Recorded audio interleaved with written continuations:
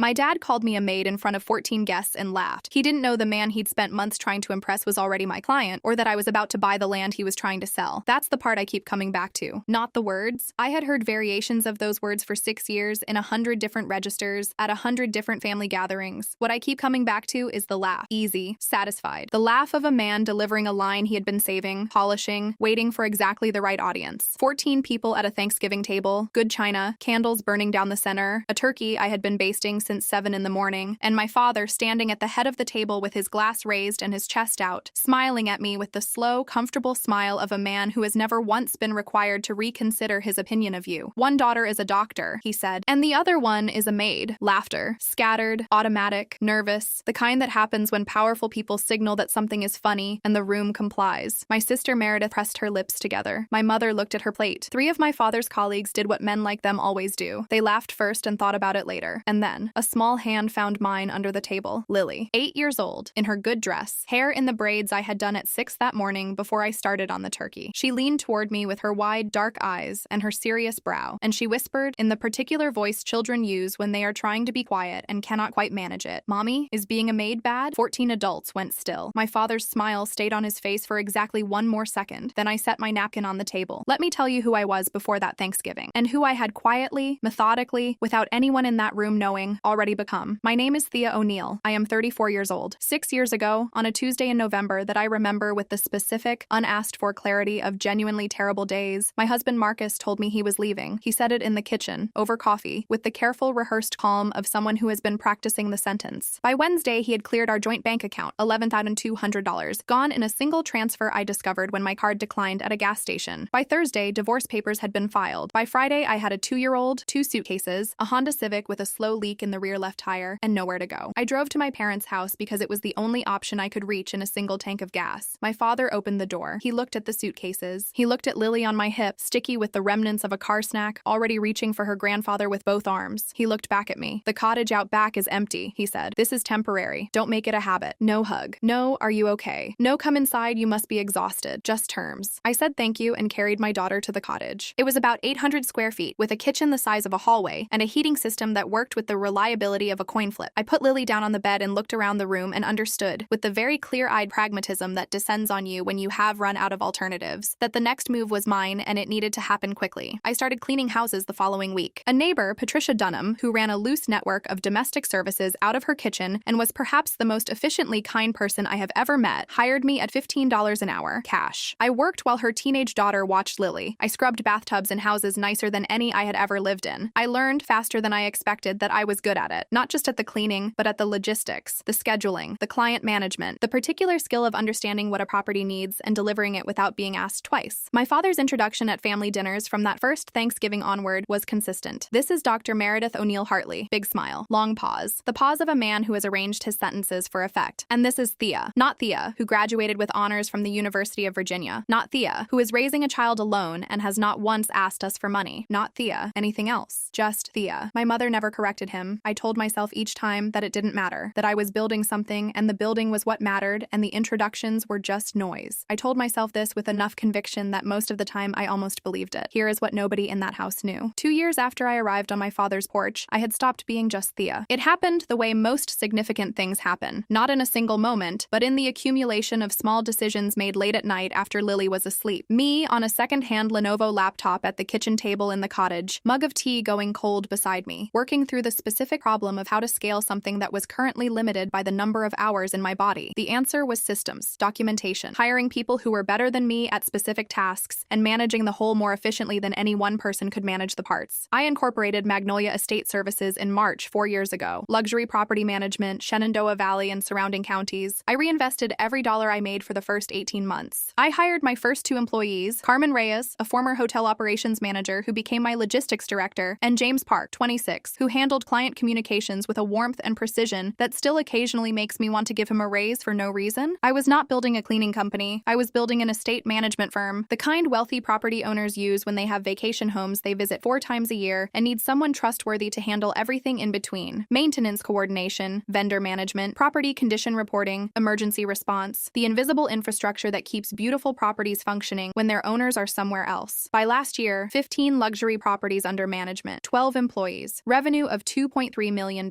Magnolia was featured in the Shenandoah Business Journal 8 months ago. A full-page profile. My photo. The company van in the background with the Magnolia logo on the side. How a single mom built a $2.3 million business from scratch. I had not shown it to my family. I had not told them about Magnolia. Not because I was ashamed. I want to be precise about this, but because I was waiting. For a reason that felt right. For a moment that would make the telling mean something. I did not know when I drove to that Thanksgiving with Lily buckled in the back asking me to quiz her on her multiplication tables that the moment had chosen itself. 2 weeks before Thanksgiving, my father walked into the kitchen where I was washing dishes and announced with the glowing energy of a man who has won something that Frank Callaway was coming to dinner. Frank Callaway, 61, third-generation Virginia land developer, the largest residential land operator in the Shenandoah Valley. My father had been chasing a land deal with him for months, a parcel of property my father owned that Frank's development company had been evaluating. I knew this because my father had mentioned it at every family gathering since June with the reverent excitement of someone who believes one transaction is going to reorder their life. I stood at the sink with my hands in the water and I said nothing, because Frank Callaway had a standing call with me every Tuesday at 9 a.m. For 2 years, I had managed 3 of his Shenandoah properties, a restored farmhouse he rented seasonally, a guest property on 40 acres near Front Royal, and a modern build in Woodstock that he used for executive retreats. He was precise, communicative, demanding in the ways that good clients are demanding, high standards, clear expectations, immediate feedback, and he had told me on a call approximately 3 months earlier that I was the most reliable operator he had worked with in the region. My father had never once, in 6 years, asked the name of my company. 2 worlds, same dinner table. I gripped the edge of the sink and looked out the window at the cottage across the yard where Lily was doing homework, and I made a decision. I would not warn Frank. I would not warn my father. I would cook the turkey and set the table and wear an apron and wait. Frank arrived at 12:30 p.m. in a gray Audi, polished and composed in the way of men who have spent decades in rooms where composure is currency. He shook my father's hand on the porch and said something about the property, and they were already talking business before the door closed. My mother steered him toward the kitchen to collect something to drink. Frank walked in, stopped when he saw me at the stove in an apron, hair pulled back, a fine mist of turkey steam on my forehead, and my mother said, "Oh, that's Thea. She helps around the house." Frank nodded politely. He looked at me for 1 second longer than necessary. A small, unreadable flicker crossed his face. I recognized it only in retrospect, sitting here now, turning the afternoon over in my mind. At the time, he simply moved on, accepted his drink, and went to find my father. I went back to the stove. Dinner was at 2 o'clock. The table looked beautiful. I want to say that because I said it, and Lily helped me, and it was genuinely, objectively beautiful. The good china, the pressed linen, the cranberry sauce in the good bowl, the turkey rested and golden in the center. 14 people sat down, and the conversation was the particular comfortable warmth of a family that has rehearsed this enough times to make it feel easy. My father stood at 2:20 p.m. and tapped his glass. He thanked God for the food and the family. He toasted my brother-in-law Daniel's new partner promotion. He raised his glass toward Meredith and held it there long enough for the room to understand that this was the main event. His daughter the physician, his specific pride, the proof of something he needed proved, and then he looked at me with that slow, satisfied smile. "One daughter is a doctor," he said. Pause. "And the other one is a maid." The laughter came in a wave, unthinking, the room responding to the signal the way rooms do. Frank did not laugh. He sat 3 seats down from my father, and he looked at my father with a very specific expression, the controlled neutrality of a man deciding whether what he just witnessed was what he thought it was. Then he looked at me. I looked back at him, and then Lily's hand found mine under the table. "Mommy, is being a maid bad?" 14 adults went silent. My mother stood, collecting herself, reaching for her glass, moving to fill the quiet the way she always moved to fill the quiet, with more praise, more toast, more elaboration on Meredith's achievements. She was already saying Meredith's name, already beginning the familiar architecture of the redirect, when I set my napkin on the table. I pushed back my chair. I stood up. "Mom, quiet." She stopped. I looked at Lily first, 8 years old, watching me with her serious eyes, waiting. "Lily, honest work is never bad." I kept my voice steady. "Every person in this room who has ever cleaned their own home, cooked their own food, or fixed their own broken thing, that work has dignity. Don't let anyone arrange words to make you think otherwise." My father's expression tightened. "Thea, sit down. You're making a scene. You made it the topic, Dad." I looked around the table. 14 faces, some uncomfortable, some curious, some, my father's colleagues, the ones who had laughed, now very carefully neutral. "I did start cleaning houses," I said. "That's true. $15 an hour, cash, 6 years ago, because my account had been emptied and I had a 2-year-old, and I needed to move in 2 days. I want everyone at this table to understand that I am not embarrassed by that. I would do it again." Silence. But I didn't stop there. I reached under my chair. I had put it there before dinner, a single copy of the Shenandoah Business Journal, folded open to page 12. I laid it flat on the table. I built a company, Magnolia Estate Services, luxury property management across the Shenandoah Valley, 15 properties currently under management, 12 employees, last year $2.3 million